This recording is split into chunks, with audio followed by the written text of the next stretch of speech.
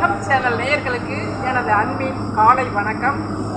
இன்றைய பதிவில் பார்க்க போகின்ற விஷயம் வேல்மாறல் என்றால் என்ன, அதனுடைய முக்கியத்துவம் என்ன என்பதை பற்றி தெரிந்து கொள்வோம்.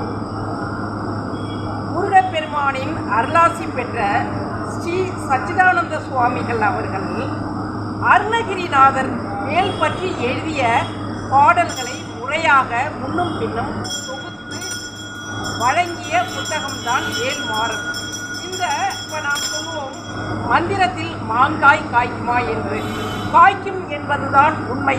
அது வேல்மாறலை படித்தால் கண்டிப்பாக கிடைக்கும் என்பதே 100க்கு 100 உண்மை என்பதை அடியேன் உங்களுக்கெல்லாம் கூறுகிறேன். நீங்களும் இதை படித்து பயன்பெற வேண்டும்.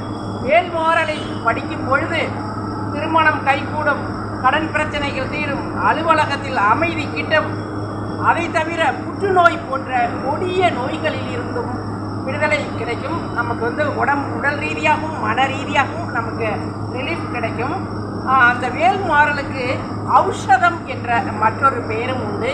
வேல்மாறலை நாம் தொடர்ந்து முருகப்பெருமானுடைய முக்கியமான நாட்களான கிருத்திகை, செவ்வாய்க்கிழமை போன்ற சஷ்டி நாட்களில் படித்து கூட்டாகவும் பாராயணம் பண்ணலாம், இல்லை தனியாகவும் இதை படிக்கலாம்.